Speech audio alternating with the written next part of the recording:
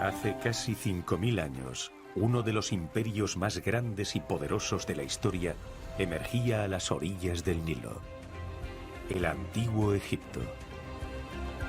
Enormes templos, tumbas y las metrópolis fueron testigos del poder de esta fascinante civilización. A día de hoy, la cultura egipcia está considerada una de las más misteriosas del mundo. Investigadores de todo el mundo estudian a los faraones y todo lo que les rodea. El imperio egipcio se mantuvo en pie durante 3000 años. ¿Cuál era el secreto de esta boyante civilización a las orillas del Nilo? Antiguo Egipto. Crónicas de un imperio. Los egipcios están unidos por una creencia inquebrantable en la vida después de la muerte. Les hace construir monumentos únicos que todavía hoy nos fascinan. Construyeron algo tan fantástico y monumental que viviría para siempre. ¿Qué secretos esconde su arquitectura funeraria? ¿Y qué papel desempeñan en ella los faraones? La fascinación por el antiguo Egipto no decae.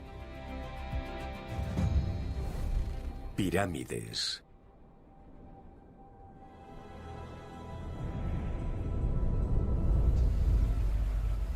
Día tras día, el sol sale de nuevo para volver a ponerse al atardecer. Año tras año, el Nilo inunda sus riberas y da nueva vida a la tierra.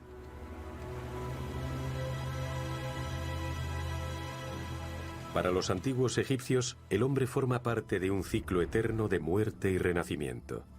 Esta creencia mantuvo unido al imperio egipcio durante milenios.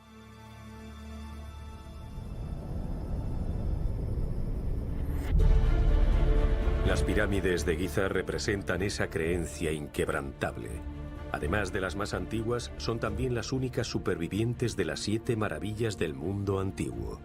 Antaño, la pirámide de Keops se elevaba casi 147 metros hacia el cielo. Hoy mide 10 metros menos. Los habitantes de El Cairo la utilizaron como cantera durante la Edad Media, así que hoy quedan poco menos de 138 metros. Aún así, es la pirámide más grande del mundo.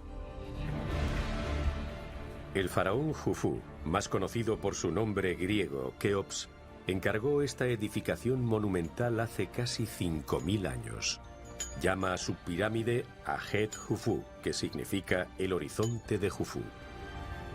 Se construye durante el Reino Antiguo, también llamada la Era de la Pirámide. Pero incluso los ingeniosos egipcios empezaron poco a poco. Durante los siglos previos a las pirámides, los reyes son enterrados en las llamadas mastabas. Probablemente se desarrollaron a partir de túmulos funerarios que cubrían las tumbas de los primeros gobernantes de Egipto. El epicentro de este tipo de tumbas es la necrópolis de Ábidos, unos 500 kilómetros al sur de la actual El Cairo. Durante un período de unos 3000 años, los gobernantes egipcios hicieron construir aquí sus tumbas y templos funerarios. Ábidos es uno de los yacimientos más antiguos, donde encontramos un cementerio extenso y lleno de tumbas reales. Durante este periodo se desarrolla toda una serie de conceptos y rituales que, a lo largo de los siglos, jugarán un papel importante en Egipto. Los primeros faraones gobiernan desde Ábidos, y es aquí donde se construye su necrópolis. Un imperio de los muertos construido por los vivos en la orilla occidental del Nilo, donde se pone el sol. Hace más de 5000 años, los primeros reyes de Egipto son enterrados en Ábidos. Como el rey Narmer, el fundador del imperio egipcio, o su sucesor, Yer, cuya magnífica tumba sigue siendo venerada por generaciones posteriores como el lugar de descanso de Osiris, el dios de los muertos.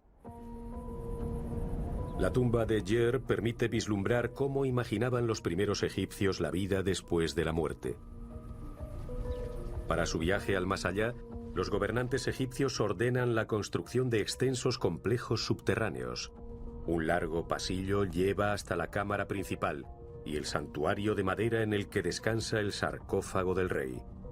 Se supone que el vino, la cerveza, el grano o la carne seca aseguran que no le faltará nada en el más allá.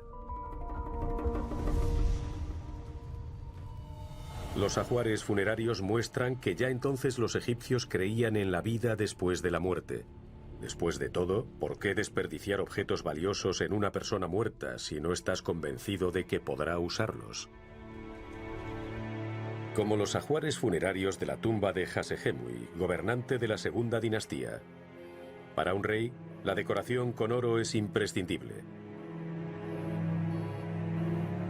O las vasijas de valioso bronce. Muchos de estos objetos tienen un propósito práctico: permitir que el difunto continúe su vida en el más allá sin el menor problema.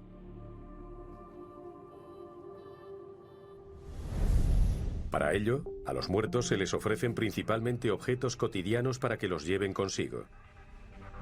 Más tarde se añaden textos en las paredes de las pirámides para asegurar el bienestar del faraón en el más allá. Durante el Reino Medio se ponen de moda unos cuchillos mágicos que, según las inscripciones, sirven para proteger a las madres y los niños en el más allá. Desde el Imperio Nuevo en adelante, el libro de los muertos alcanza una gran difusión. Es una guía sobre cómo los difuntos pueden sobrevivir al juicio de los muertos y alcanzar la inmortalidad. En el período tardío, la cabeza del difunto se coloca en el llamado disco para la cabeza. Creen que este amuleto mágico la mantiene caliente y asustará a los ladrones de tumbas. La arquitectura de las cámaras funerarias también sigue consideraciones prácticas. Una escalera conduce al oeste, donde, según creen los egipcios, se encuentra el reino de los muertos. Permite al rey difunto dejar su tumba y pasar al más allá. Por último, la tumba es sellada con vigas de cedro y ladrillos, y la coronan con un montículo de tierra. Las tumbas reales eran cubiertas con túmulos funerarios porque, para crear la tumba, debían excavar un pozo profundo en el suelo. La tierra de ese pozo se volvía a meter en él después de enterrar al rey. Es un fenómeno que también encontramos en otras civilizaciones y hacía el lugar del enterramiento visible desde lejos. El túmulo funerario también recuerda el mito de la creación de los antiguos egipcios y el montículo primordial que surgió del diluvio primordial. Al comienzo del Imperio Antiguo, el centro de poder se desplaza de Ábidos hacia el norte.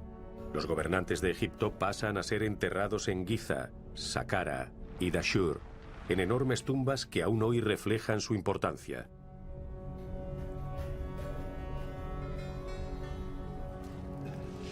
En el antiguo Egipto, el faraón es la persona más importante del Estado, un gobernante absoluto cuyas manos mueven todos los hilos. Como vínculo directo con los dioses, su tarea es velar por el bienestar de sus súbditos. Sin embargo, el faraón no solo es visto como un mediador entre su pueblo y los dioses, también él es divino. Esta creencia lo hace casi intocable y el garante de la estabilidad en el imperio.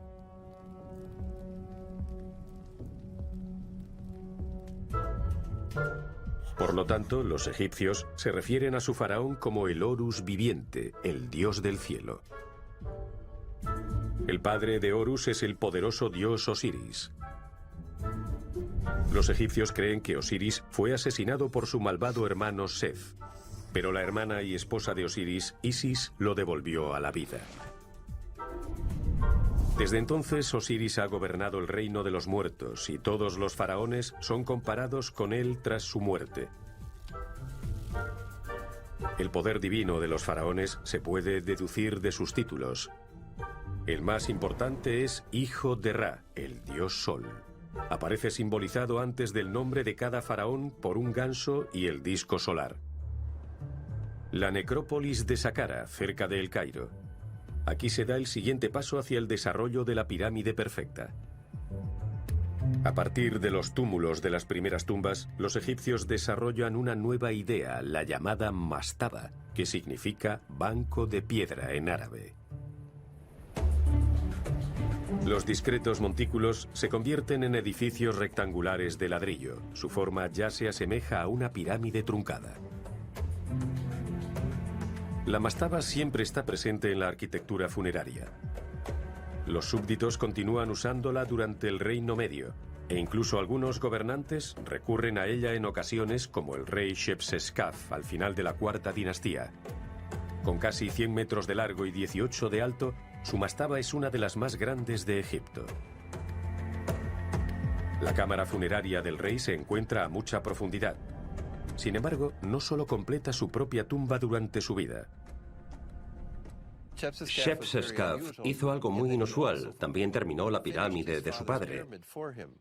Su padre, Menkaura, construyó la tercera pirámide de Giza. Shepseskaf la terminó con ladrillos de barro, ya que resultaba más sencillo. Pero aún así fue un enorme proyecto de construcción.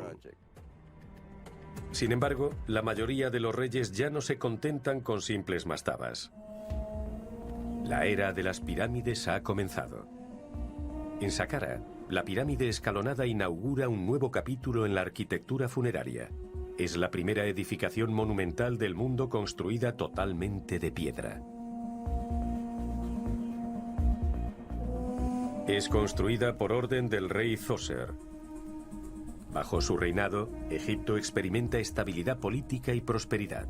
La ciencia y la arquitectura abren nuevos caminos, tal como demuestra la pirámide escalonada. Conocemos a su arquitecto por su nombre, Imhotep. Imhotep tiene mucho talento. Está considerado el fundador de la medicina egipcia y, según la leyenda, inventó la escritura jeroglífica.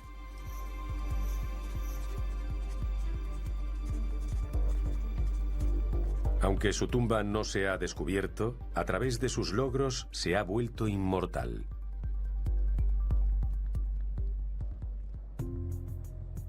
Después de su muerte, los egipcios lo veneran como a un dios.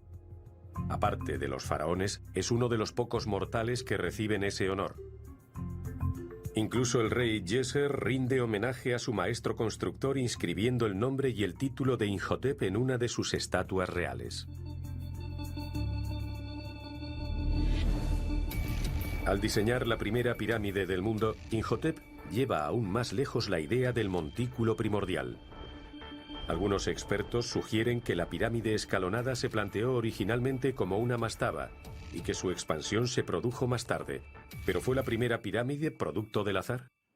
Si observamos el plano inicial de esta pirámide y la posición del pozo de enterramiento justo en el centro del plano final de la pirámide, es evidente que la pirámide fue planificada como tal desde un principio.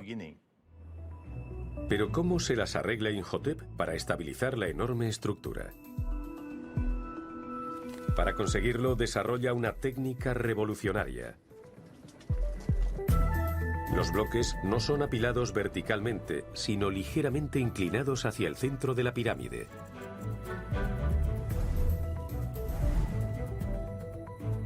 Dando al edificio el soporte interno necesario. A su alrededor se construye una necrópolis enorme con una superficie de 15 hectáreas, el equivalente a unos 20 campos de fútbol. Hoy, debajo hay otra ciudad más.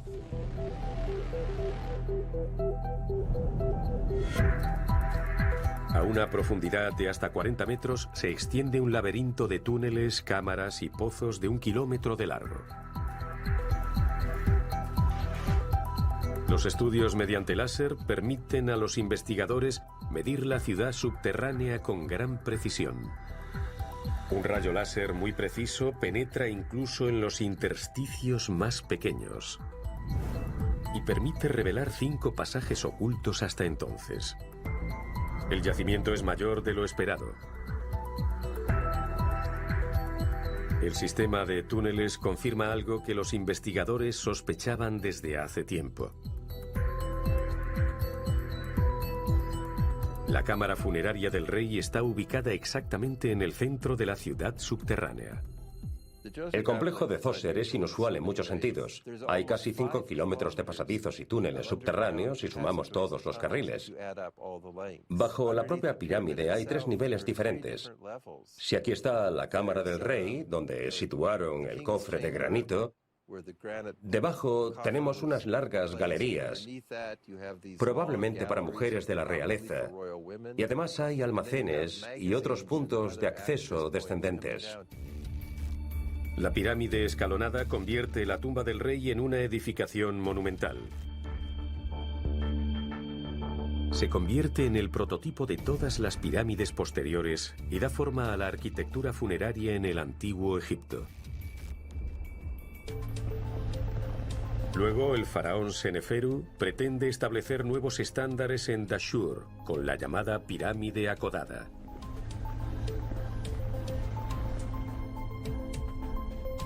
Quiere que la primera pirámide sin escalones mida 125 metros de altura.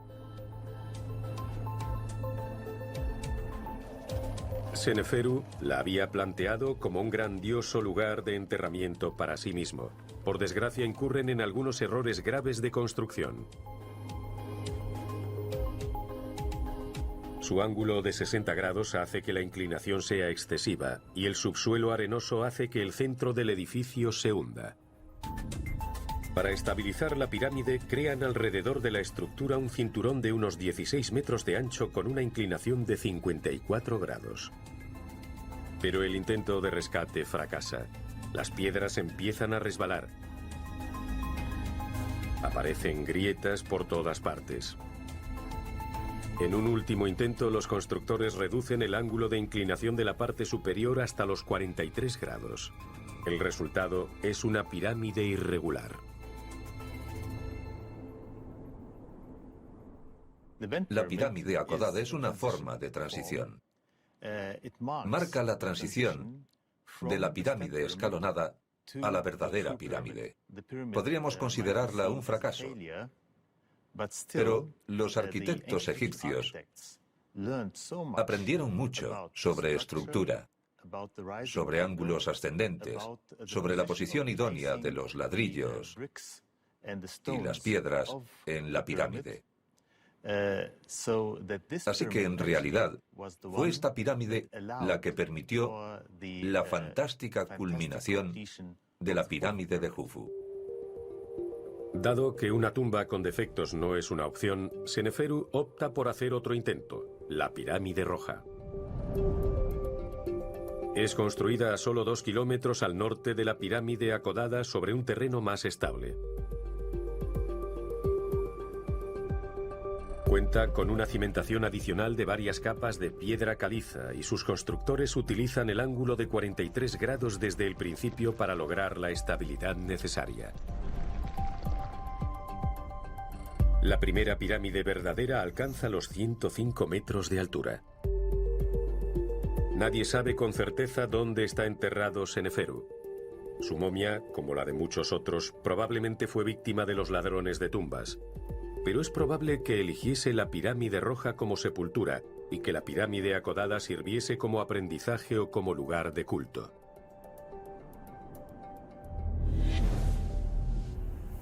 Con la pirámide roja, el túmulo funerario termina de convertirse en la pirámide.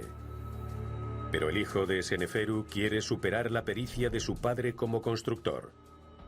Se llama Keops y elige una nueva zona para la tumba que imagina, la meseta de Giza. Las condiciones que ofrece son perfectas. Hay suficiente espacio y material de construcción in situ, y el suelo rocoso ofrece un subsuelo ideal para su colosal proyecto.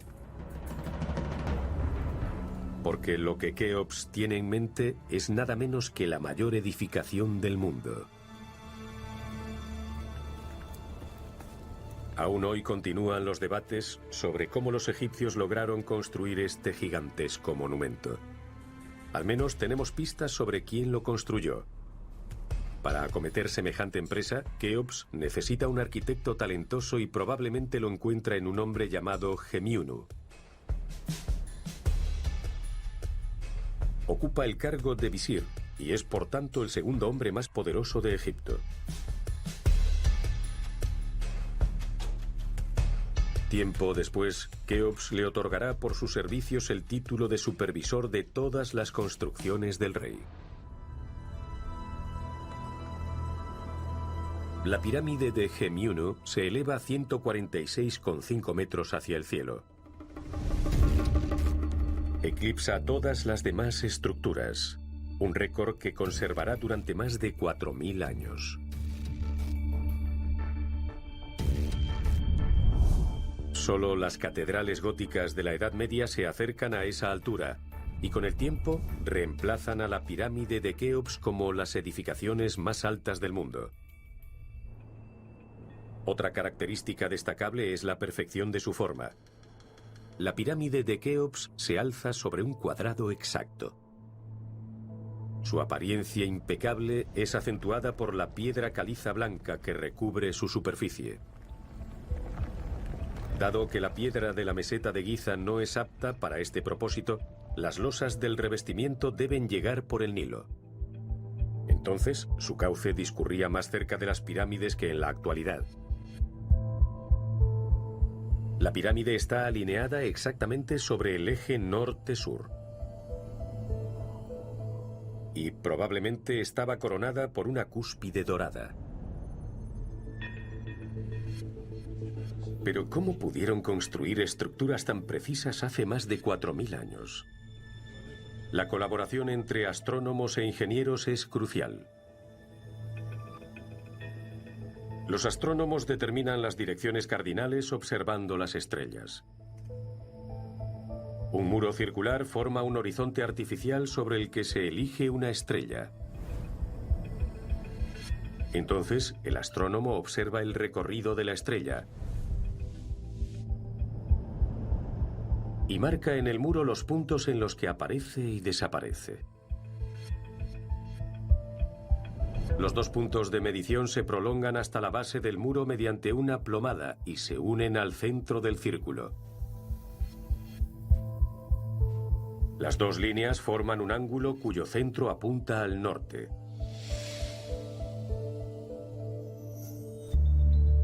Y no solo la alineación con los 4 puntos cardinales es perfecta. Los lados forman ángulos rectos entre sí. Aunque los egipcios no conocen el teorema de Pitágoras, disponen de métodos propios.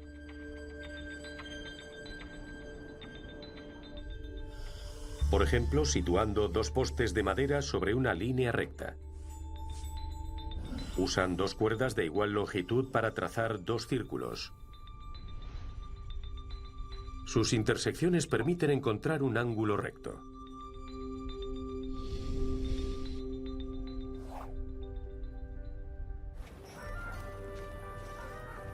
La aritmética y la escritura son 2 de las habilidades básicas de los funcionarios públicos egipcios. Administran el Estado. Deben organizar los impuestos y la distribución de alimentos, así como los colosales proyectos de construcción del rey. Para afrontar tareas tan complejas utilizan los primeros signos numéricos. Pero, ¿qué sabemos de sus habilidades matemáticas?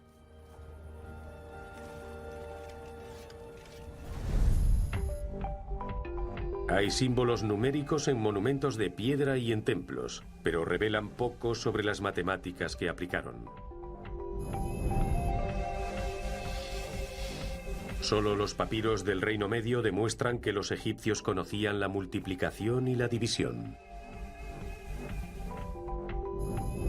Muchos papiros son copias de obras más antiguas. Sin este conocimiento matemático, la construcción de pirámides no hubiera sido posible. Los antiguos egipcios disponían de amplios conocimientos matemáticos. Según los griegos, fueron los inventores de la geometría. En cualquier caso, estaban familiarizados con las diversas formas de cálculo, aunque funcionaban de una forma un poco diferente. Si observamos su arquitectura, la división del país mediante fronteras claramente trazadas, además de los límites entre campos, vemos que los egipcios disponían de un conocimiento matemático muy exacto, no solo en un sentido práctico, sino también a nivel abstracto. Se calcula que invirtieron 1.000 millones de horas de trabajo en la construcción de la pirámide de Keops. Los trabajadores deben extraer aproximadamente 2,3 millones de bloques de piedra de la roca, cada uno de los cuales pesa unas 2,5 toneladas. Algunos de ellos son traídos desde muy lejos. Llegan a través de un puerto cercano a la ciudad de los muertos. Durante 4.500 años, la enigmática Esfinge ha vigilado estas pirámides. Es un león con cabeza humana. Solo su rostro mide 4 metros de ancho. La gran Esfinge de Giza es la estatua más grande del mundo tallada en una sola pieza. Pocas obras hechas por el hombre son tan enigmáticas como esta. Nadie sabe cuál era el propósito original de la Esfinge. Ni siquiera sabemos quién la hizo erigir. ¿Keops o su hijo Kefren? ¿Es la Esfinge masculina o femenina? Al menos este misterio puede ser resuelto. A diferencia de las esfinges griegas, las egipcias suelen representar a hombres, como la de Giza. Por eso, para los egiptólogos, la esfinge es masculina. Pero aún falta el mayor misterio. ¿Qué le ocurrió a la nariz de la esfinge? Que Napoleón le arrancó la nariz de un cañonazo es solo una leyenda.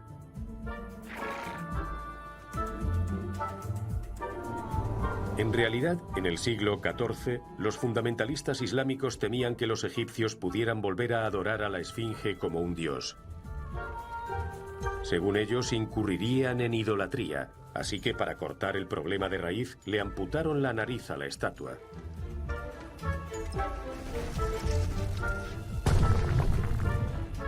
Desde entonces, la esfinge mira hacia el sol naciente sin su nariz.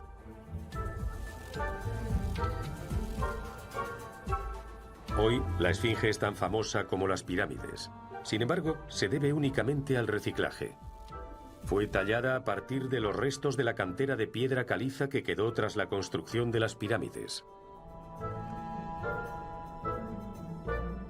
La mayor parte del material de construcción de las pirámides procede de la propia Giza, pero ¿de dónde procede la valiosa piedra caliza de su revestimiento?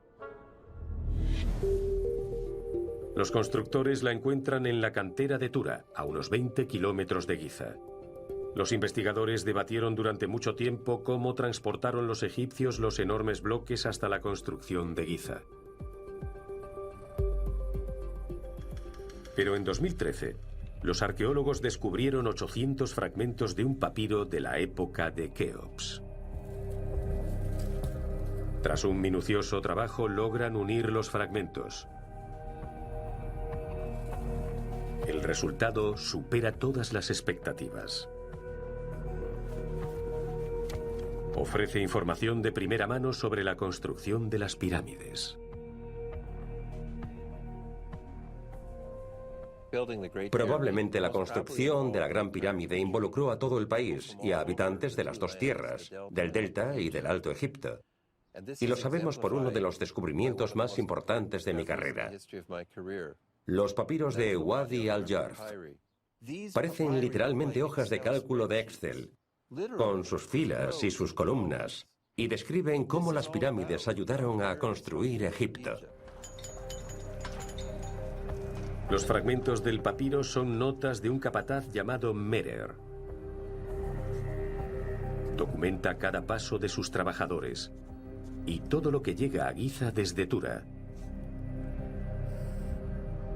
Pero, ¿qué nos indican esos números? Básicamente, toda la infraestructura para construir esas enormes pirámides es como el sistema de carreteras de los Estados Unidos o el programa espacial. Toda esa infraestructura pasa a ser utilizada por todo el país. La contabilidad, la coordinación entre las diferentes administraciones, esa infraestructura es aún más importante por sí misma, ya que sostiene a ese nuevo Egipto, que es una civilización sofisticada. La construcción de pirámides también impulsa el desarrollo técnico. Se necesitan nuevos tipos de barcos para transportar los materiales. Transportan su carga por el Nilo desde Tura hasta Giza cada 4 o 5 días.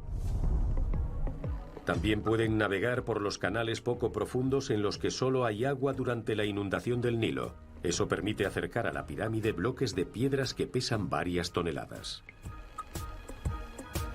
Pero ¿cómo podían los egipcios mover esos enormes bloques?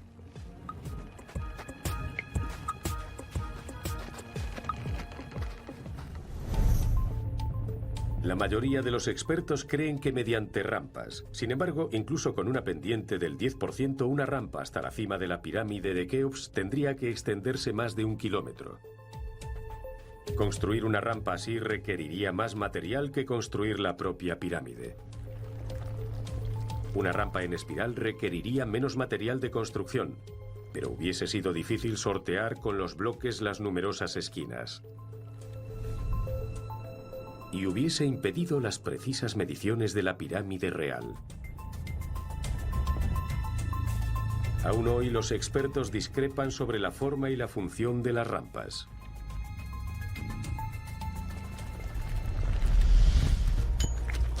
Durante mucho tiempo también fue un misterio quién construyó las pirámides. ¿Fue un trabajo realizado por esclavos, como cuenta el historiador griego Heródoto? También en este caso aportan una explicación los hallazgos arqueológicos. Cerca de las pirámides, los arqueólogos han encontrado un asentamiento de artesanos. Y su cementerio cercano indica que no eran esclavos, ya que no hay vida después de la muerte para los esclavos. Tenían que ser trabajadores al servicio del rey. Las pirámides de Giza se construyeron como tumbas para los reyes, y los reyes fueron muy inteligentes. Una de las cosas que hicieron fue aceptar mano de obra en lugar de impuestos. Y lo hacían en una época en la que durante 4 meses del año se producía una inundación. Durante esa época, todas las personas que cultivaban la tierra no trabajaban. Era una forma de reunirlos y también de mantenerlos alejados de las cafeterías y los bares, por así decirlo, para que no estuvieran sentados bebiendo cerveza y diciendo «¡qué malo es el gobierno!». En cambio, estarían trabajando en grupo. Era una tarea que afrontarían en equipo, en este caso la construcción de una nación, tal vez el primer intento de construir una nación jamás emprendido. Para los faraones, las pirámides no solo aseguran su supervivencia en el más allá. Como proyecto nacional también previenen levantamientos.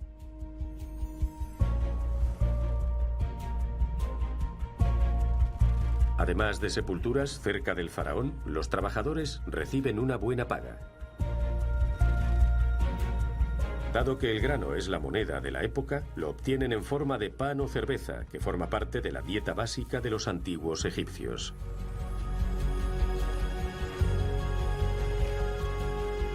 Y para garantizar su capacidad de trabajo cuentan con una atención médica de primer nivel. Sabemos que algunos sufrieron accidentes porque presentaban fracturas óseas que han sido reparadas por un médico, y también otras dolencias visibles como problemas de espalda por transportar cargas pesadas. Los egipcios ya conocían el poder curativo de muchas plantas, como el incienso para el dolor, el aloe vera para las enfermedades de la piel o la granada para las tenias. Incluso conocen el efecto antibiótico de la miel.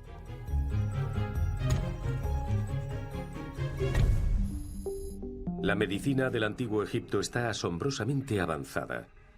Hace más de 4000 años aquí se practica la reflexología.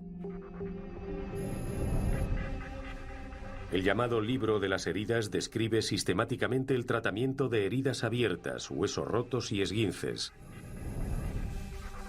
Las extremidades amputadas se reemplazan por prótesis muy elaboradas como este dedo de pie artificial hecho de madera. Forceps, tijeras, taladros. Un relieve en un templo muestra lo que podían ser los primeros instrumentos médicos de la humanidad. Permiten realizar amputaciones, tratar fracturas óseas e incluso operar el cráneo. El proyecto a gran escala de construcción de pirámides une a todo el país. Ya sean gobernantes o trabajadores, todos forman parte de una jerarquía sagrada que mantiene unido al imperio de los faraones. En la cima está el faraón. Debajo de él, sacerdotes, ministros y generales. Luego, los escribas y los funcionarios. En el nivel más bajo, los trabajadores y los campesinos. Cada uno tiene un puesto fijo en un orden fijo, como las piedras de una pirámide. La tarea de todo faraón es mantener este orden, tanto en este mundo como en el más allá. La pirámide es, por lo tanto, algo más que su tumba. Es también el lugar de su resurrección, así que un faraón no puede permitirse el lujo de retrasarse en su construcción. En cuanto el rey ascendía al trono, la construcción de su tumba comenzaba de inmediato. Y eso resulta interesante porque, obviamente, algunos reyes gobernaron durante mucho tiempo y otros durante bastante poco. Nunca sabían cuánto tiempo iban a vivir, así que probablemente empezaban a construir lo antes posible con la esperanza de terminarla, al menos en su mayor parte, antes de morir. Tras un largo reinado de al menos 23 años, el rey Keops fallece.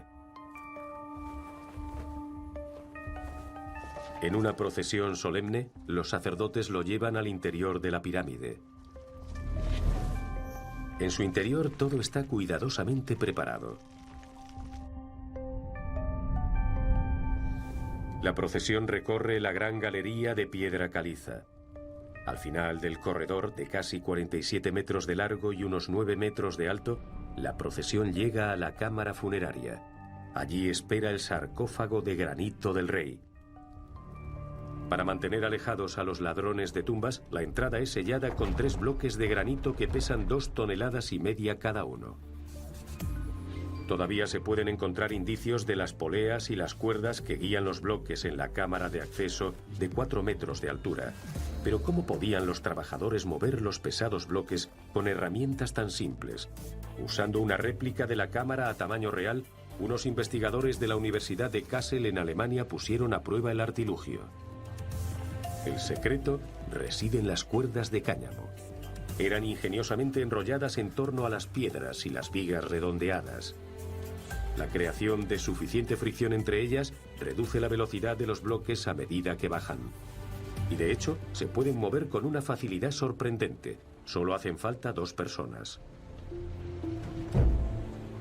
Sin embargo, este sistema de seguridad no serviría de mucho. Usando martillo, cincel y mucha paciencia, los ladrones de tumbas lograrían penetrar en la cámara del rey.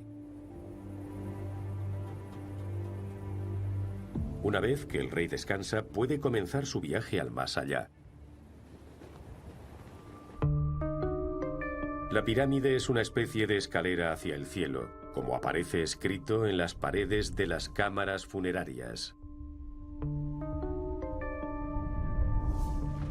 Una escalera al cielo se erige para ti. Que los cielos fortalezcan para ti los rayos del sol para que puedas ascender como el ojo de Ra, el dios sol. Mientras el gobernante divino habite en el cielo, habrá vida en la tierra. Esa era la firme creencia de los antiguos egipcios. La construcción de las pirámides no es solo un gran momento en la historia de la humanidad.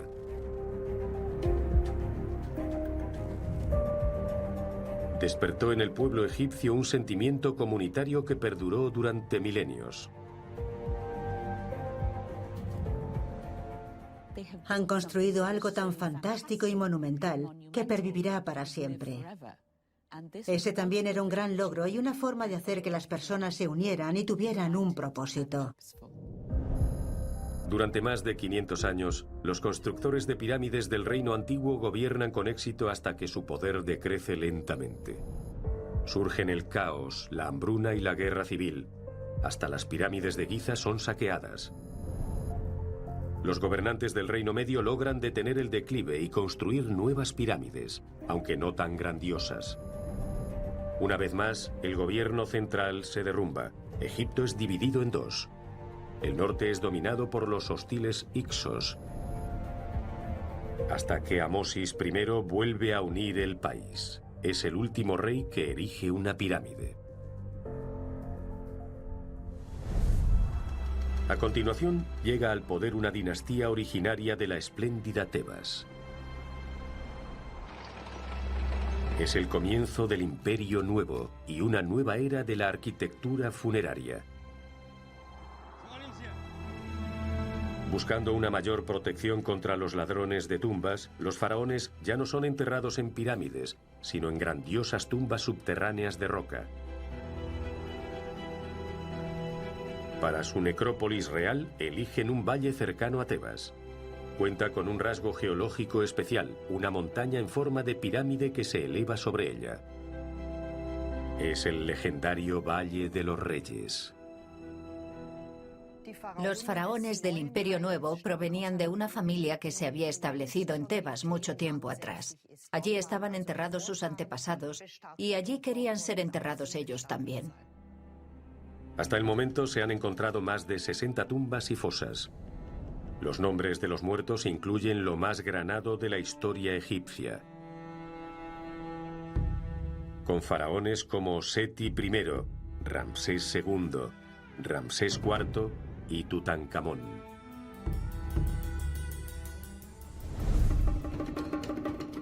Las tumbas alcanzan 140 metros de profundidad en las montañas.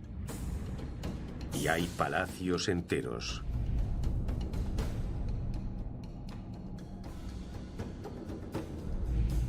Suponen que un laberinto interminable de obstáculos y puertas y pasadizos falsos frustrará a los ladrones de tumbas. Ningún gasto parece excesivo para proteger al faraón muerto y sus tesoros.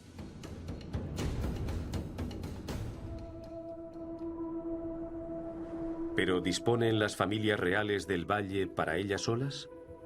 Un equipo de arqueólogos de la Universidad de Basilea, Suiza, realiza un gran descubrimiento en las tumbas KV64 y KV40. Ni siquiera la ubicación supuestamente protegida en el valle impidió el saqueo. KV40 fue saqueada intensamente tanto en la antigüedad como en la actualidad, y en ambas ocasiones también fue incendiada. Estudiando los numerosos fragmentos de vasijas de arcilla, encontramos inscripciones y pudimos identificar 32 nombres, 26 de ellos de mujeres. Todas esas personas pertenecen al entorno más cercano de un faraón, Amenhotep III.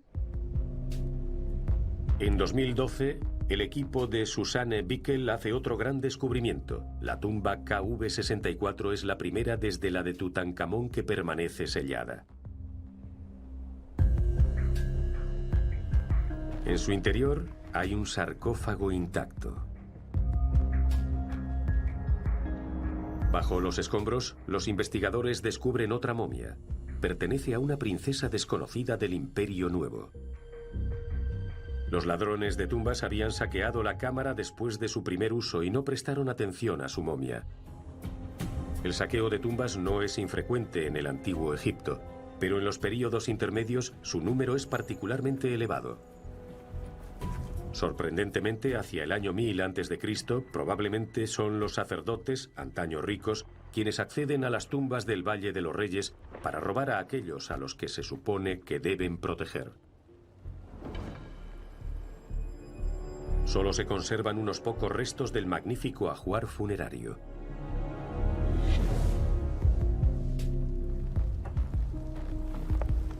Hasta el momento, no hay pistas sobre la identidad de la princesa desconocida.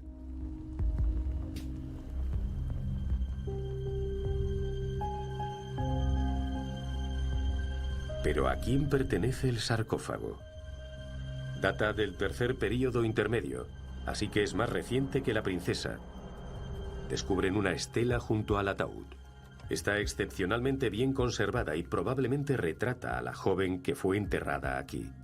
Su nombre es Nehemes Bastet. Sin embargo, no es la hija de un rey.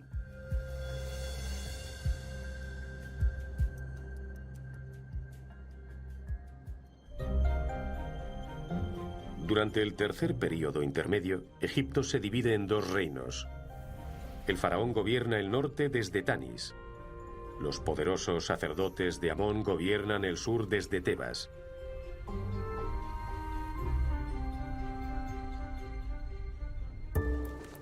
Nehemes Bastet es hija de un sumo sacerdote de Amón.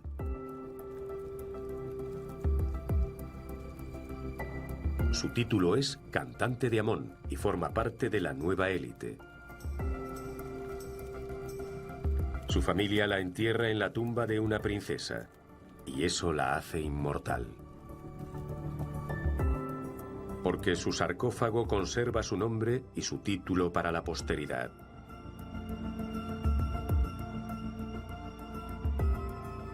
Nehemes Bastet, cantante de Amón.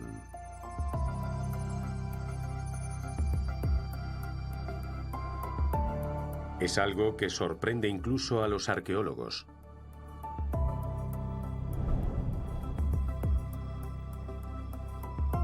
El hallazgo demuestra que el Valle de los Reyes no ha desvelado todos sus secretos.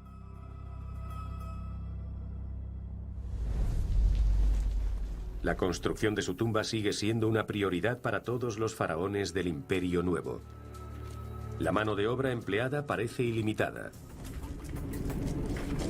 Los trabajadores no cualificados tallan pasadizos y cámaras en la roca. De los trabajos interiores se encargan artesanos especializados, canteros, carpinteros, pintores. Todo está planificado hasta el más mínimo detalle. Toda una industria se desarrolla en torno al aprovisionamiento para el más allá. Se necesitan panaderos, lavanderas y otros innumerables oficios. Son una parte importante de la economía del país. Para los trabajadores, los faraones construyen un asentamiento especialmente diseñado en el Valle de los Reyes, Sed Ma'at. La preparación para la muerte jugó un papel importantísimo en el antiguo Egipto. También fue un factor económico importante. Basta con preguntarse, ¿cuál debía de ser el nivel de riqueza y de bienestar de la población para que fuese posible un culto a la muerte de ese tipo? En mi opinión, es sorprendente que Egipto pudiera permitirse un culto a la muerte y un culto a sus dioses que debió de consumir la mitad de la riqueza económica del país. Sobre el asentamiento emerge el cementerio de los habitantes de Sed Ma'at. Unas superestructuras en forma de pirámide se elevan sobre las tumbas. Son capillas, lugares de culto privados para adorar al sol. Hasta ahora, la pirámide estaba reservada al faraón. Puede que no todas las tumbas estuviesen exquisitamente pintadas, pero incluso los enterramientos de la gente común eran ahora un poco más elaborados. Eso demuestra una vez más que los egipcios creían que así podían asegurar su prosperidad en la vida y también en el más allá. Son los precursores de una nueva arquitectura funeraria e indicios de una nueva era. El rey Akenatón había tratado de reemplazar la multitud de dioses egipcios por el culto a Atón, un cambio radical en las creencias de los egipcios. El resultado es que los egipcios desarrollan una forma de culto más personal. La gente comienza a dirigirse a los dioses directamente en lugar de a través de su gobernante. Esa conmoción también es evidente en el interior de las tumbas. En lugar de escenas cotidianas, ahora decoran las paredes motivos e inscripciones del Libro de los Muertos. Incluso hay escenas enteras del Libro del Otro Mundo. Hasta ahora esto había sido un privilegio del faraón. El Libro de los Muertos guía al difunto por el inframundo, donde le esperan las pruebas y el juicio de Osiris. Si los supera, alcanza el Sejet Aaru, el paraíso del antiguo Egipto. Ni siquiera a un faraón le resulta fácil superar a Osiris. También él debe superar primero las pruebas si quiere ocupar su lugar entre los dioses después de la muerte. Para ello, debe viajar por el reino de Osiris.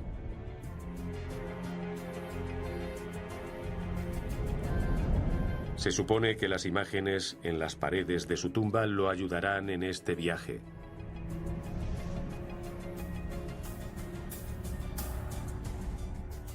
Cada noche, el faraón realiza el mismo ritual.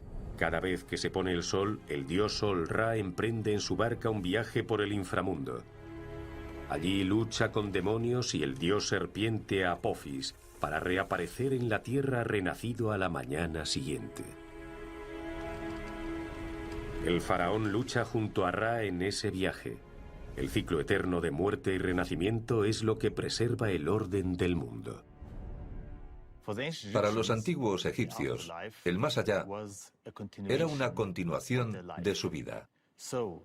Así que dedicaban mucho esfuerzo durante su vida a construir tumbas como lugares de descanso eterno. E incluso en tiempos más modernos, es algo que todavía se puede notar en las tradiciones de los egipcios, ya sean coptos o musulmanes. La creencia inquebrantable de los egipcios en el más allá y en una continuación de la vida después de la muerte se refleja en muchas religiones hasta hoy en día. Es esta creencia la que mantuvo unido al imperio durante más de 3000 años.